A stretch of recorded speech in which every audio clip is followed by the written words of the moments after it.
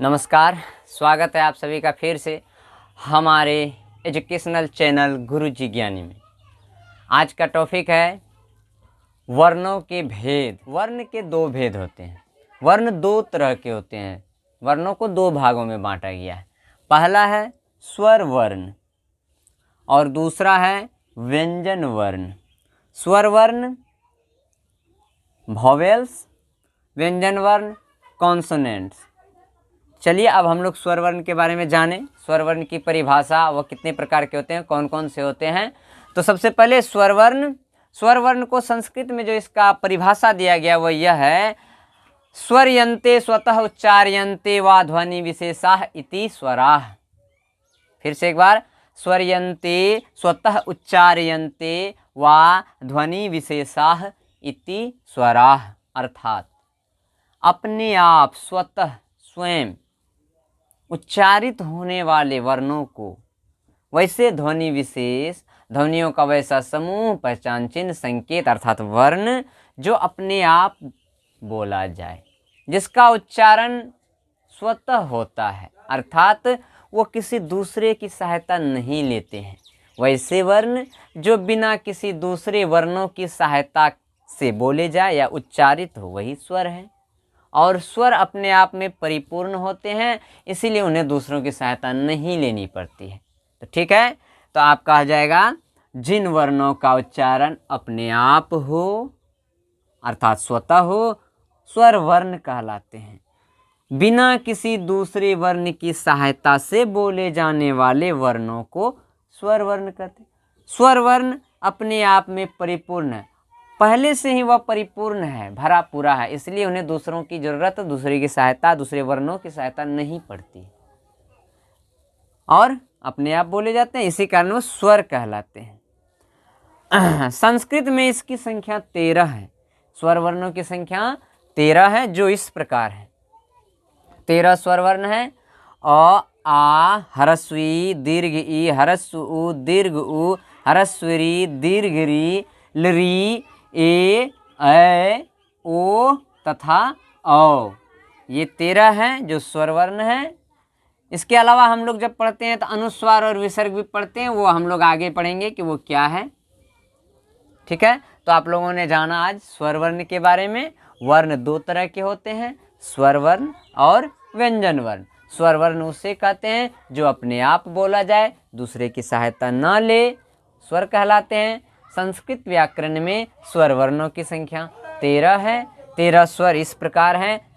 अ, आ, ह्रस्व ई, दीर्घ ई, ह्रस्व उ, दीर्घ उ, ह्रस्वरी, दीर्घ री, लरी, ए, ओ और औ। ये 13 वर्ण स्वर वर्ण है। ये अपने आप बोले जाते हैं, ये किसी दूसरे की सहायता नहीं लेते हैं। तो अब हम लोग आएंगे स्वर वर्णों के भेद। पहले हम लोग स्वर वर्ण के बारे में पूरी जानकारी ले लेते हैं, फिर तब व्यंजन वर्ण में पहुंचेंगे।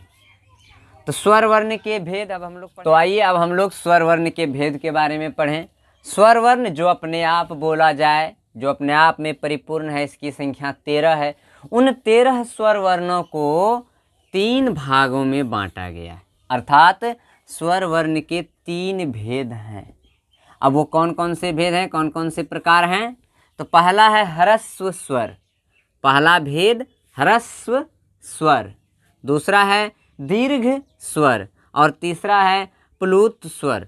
तो ये जो भेद है ये उच्चारण के अनुसार किया गया है। तीनों भेद वर्णों के, स्वर वर्णों के उच्चारण के अनुसार किया गया है। उच्चारण से ही पता चलेगा कि कौन सा वर्ण ह्रस्व वर्ण है और कौन सा दीर्घ स्वर वर्ण है। तो चलिए सबसे पहले हम लोग जो पढ़े ह्रस्व स्वर।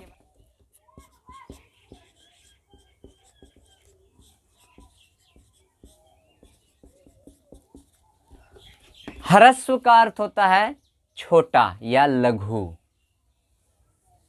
कहने का अर्थ यह है कि जब हम उच्चारण करेंगे स्वर वर्ण का और उसमें कम दम लगे, कम समय लगे, लघु मात्रा लगे, समय की जो अवधि है वो कम समय में ही उच्चारण हो जाए, अधिक प्राणवायु लगाने की ज़रूरत नहीं हो, तो वो कहलाएगा ह्रस्व स्वर। तो आइए देखते हैं इसका परिभाषा। स्वर वर्ण जिसे कम समय में ही, कम प्राणवायु में ही बोला जाए, वही है ह्रस्व। और ह्रस्व स्वर की संख्या 5 है। 5 ऐसे स्वर वर्ण हैं जिनके उच्चारण में कम समय लगता है, एक मात्रा का समय, कम दम, कम प्राणवायु की जरूरत होती है। वो 5 ह्रस्व स्वर कहलाते हैं, जो इस प्रकार हैं: अ, ह्रस्व ई, ह्रस्व उ, ह्रस्व री और लिरी। ये 5 हैं। अ, ई, उ, री, लरी। अ, ई, उ, री, लरी। अ, ह्रस्व ई, ह्रस्व उ, ह्रस्व री और लरी। ये 5 स्वर वर्ण हैं जिनके उच्चारण करते समय कम मात्रा, कम समय का लगता है, और ये ह्रस्व स्वर कहलाते हैं। इनके उच्चारण में प्राणवायु कम लगता है। अब आइए दीर्घ स्वर। दीर्घ का अर्थ बड़ा। बड़ा का मतलब समय अधिक लगेगा। उच्चारण करते समय जिन स्वर वर्णों के उच्चारण में प्राणवायु अधिक लगे, समय भी अधिक लगे, वो सारे क्या कहलाएंगे? दीर्घ स्वर। तो यहाँ पर देखिए परिभाषा: जिन स्वर वर्णों के उच्चारण में 2 मात्रा का समय, जिसका मतलब थोड़ा ज़्यादा समय, अधिक समय लगे, उच्चारण करते समय, बोलते समय आलाप थोड़ा लंबा खींचा जाता है, वह दीर्घ स्वर कहलाते हैं। और दीर्घ स्वर की संख्या कितनी है? तो दीर्घ स्वर 8 माने गए हैं। कौन कौन से हैं? तो सबसे पहले हम लोग ह्रस्व में पढ़े अ, और दीर्घ में आ जाएंगे आ। तो दोनों में अंतर है अ, आ। जब दोनों का उच्चारण करते हैं तब समय अंतराल आप देखिए। अ के उच्चारण करते समय कम मात्रा लगती है, कम दम लगता है, थोड़े समय में इसका उच्चारण हो जाता है अ। और जब हम लोग दीर्घ स्वर में आकर के इसका उच्चारण करते हैं आ का, तो ये ज़्यादा समय लेता है। आ, दम भी ज़्यादा लगता है, प्राणवायु भी अधिक खर्च हो रहा है, इसलिए दीर्घ माना गया है। उसी तरह से ह्रस्व ई के बाद दीर्घ ई। जैसे हम अभी लिखते हैं एक शब्द किताब, और फिर आगे लिखते हैं कीचड़। तो यहाँ पर जो क में ह्रस्व ई है वो ह्रस्व है, और इसमें इस क में जो है ई लगा हुआ है, दीर्घ ई है। तो इस क में ह्रस्व ई लगा है और इस क में दीर्घ ई लगा हुआ है। अब आप इन दोनों का उच्चारण का अंतर देख सकते हैं। जब हम लोग पढ़ते हैं किताब तो आलाप ता पर लिया जाता है, लंबा खींचते हैं ता को इसलिए लंबा खींचते हैं कि तो में आ है, आ अर्थात दीर्घ स्वर। क में ह्रस्व ई है, इसको कम समय में बोला जाता है। आप सुने उच्चारण: किताब, किताब, किताब। हर बार की पर कम समय लग रहा है, ता पर अधिक समय लग रहा है। अगर इसी को कोई बोले, इस किताब को कोई बोले किताब, अर्थात की पर अधिक समय लगाया जाए, जोर ज़्यादा दिया जाए, 2 मात्रा का समय लगाया जाए, किताब, तो वो गलत उच्चारण होगा। उसी तरह नीचे देखेंगे कीचड़, इसमें ह्रस्व ई है, इसमें दीर्घ ई है। ये स्वर वर्ण ही है, क व्यंजन है, इसके पीछे आगे स्वर लगा हुआ, वो यहाँ पर चिन्ह में पीछे आ गया। यहाँ पर भी क है पहले और आगे दीर्घ ई है। ये ह्रस्व ई है, ये दीर्घ ई है। दोनों का उच्चारण देखिए: किताब, कीचड़, कीचड़। तो दीर्घ रहने के कारण हमने उच्चारण करते समय क के आगे जो दीर्घ ई लगा हुआ है, इस पर 2 मात्रा का समय लगाया, अर्थात अधिक दम लगाया, प्राणवायु लगाया, थोड़ा आलाप लंबा खींचे, तान इस पर। कीचड़। अगर इसको कोई बोल दे कीचड़, कीचड़, और इसको बोले किताब, किताब, तो वो गलत उच्चारण होगा। लेकिन अगर सीधा उच्चारण, सही उच्चारण करते हैं, 1 मात्रा लगाते हैं इसमें तो किताब, और इसमें 2 मात्रा लगाते हैं तो कीचड़। यही अंतर है, ये ह्रस्व है, ये दीर्घ है।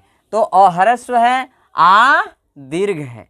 आ, दीर्घ ई, दीर्घ उ, सबके पहले दीर्घ लगाते हैं। दीर्घ री, बड़ी री भी बोलते हैं।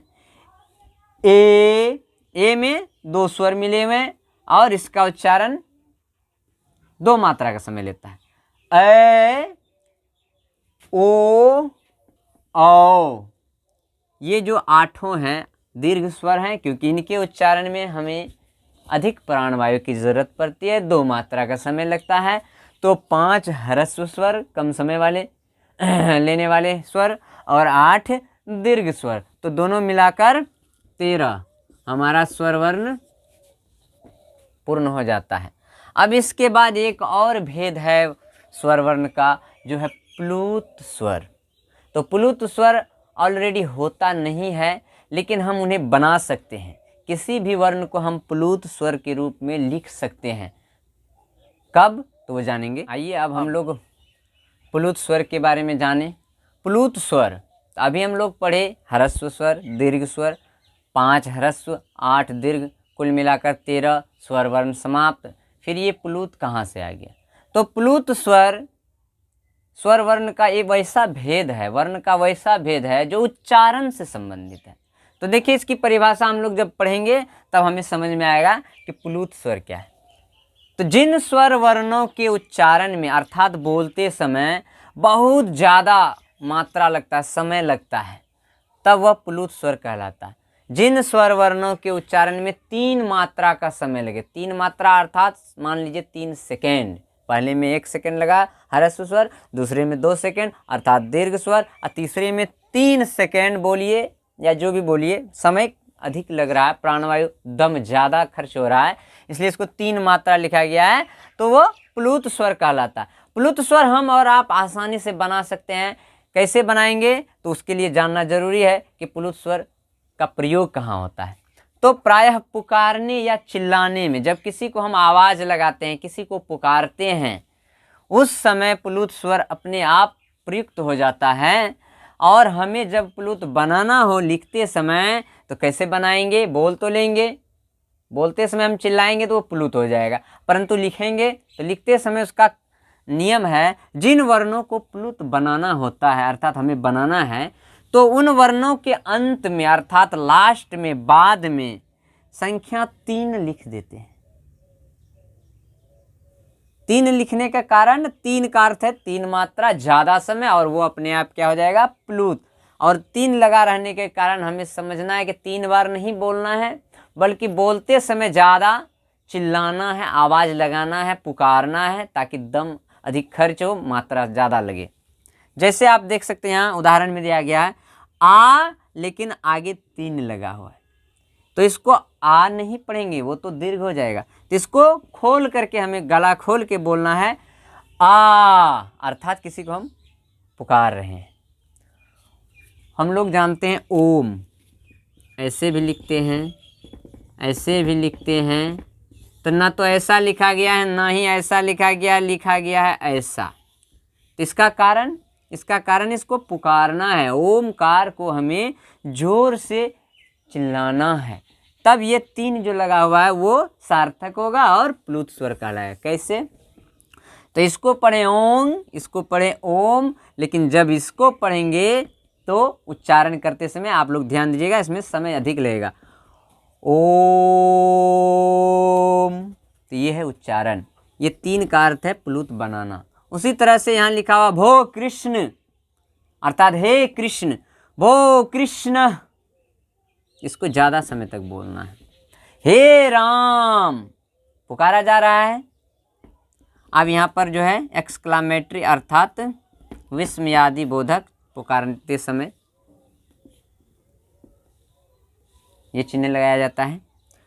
हे राम, आ भगवान, ये किसी को पुकारा जाए, चिल्लाया जाए, जिस वर्णों पर अधिक समय लगाया जाए उच्चारण करते समय, तो प्लूत हो जाएगा। तो प्लूत वर्ग बनाने का आसान सा तरीका है, आप संख्या 3 लगाइए। 3 का अर्थ है अधिक मात्रा का समय, बोलते समय इसको उच्चारण करते समय इस पर जोर देना है। आ अर्थात अधिक समय लगाना है, इसका जो आलाप है वो लंबा खींचना है, ये हो जाएगा आपका प्लूत स्वर। तो प्लूत स्वर की कोई संख्या नहीं है, आप जितना चाहे उतना स्वर वर्ण के आगे लास्ट में अंत में 3 लगाकर, संख्या 3 लगाकर आप उसे प्लूत बना सकते हैं। तो आज हम लोग सीखे स्वर वर्ण के भेद। सबसे पहले वर्ण के भेद पढ़े, वर्ण के 2 भेद, स्वर वर्ण और व्यंजन वर्ण। फिर हम लोग पढ़े स्वर वर्ण क्या है, इसकी संख्या कितनी है और इसके कौन कौन से भेद हैं। फिर स्वर वर्ण के भेद में हम लोगों ने जाना ह्रस्व स्वर, दीर्घ स्वर और प्लूत स्वर। ह्रस्व स्वर के बारे में जाने कि कम मात्रा का समय लगता है, प्राणवायु कम चाहिए और इसकी संख्या 5 है। दीर्घ स्वर में जाने कि 2 मात्रा का समय लगता है, अर्थात बोलते समय, उच्चारण करते समय दम ज़्यादा लगता है, प्राणवायु अधिक खर्च होता है, 2 मात्रा का समय 2 सेकंड का समय लगता है। दीर्घ स्वर, इसकी संख्या 8। और अंत में जाने प्लुत स्वर, अगर हमें किसी को बुलाना है, पुकारना है, चिल्लाना है तो प्लुत हो जाएगा।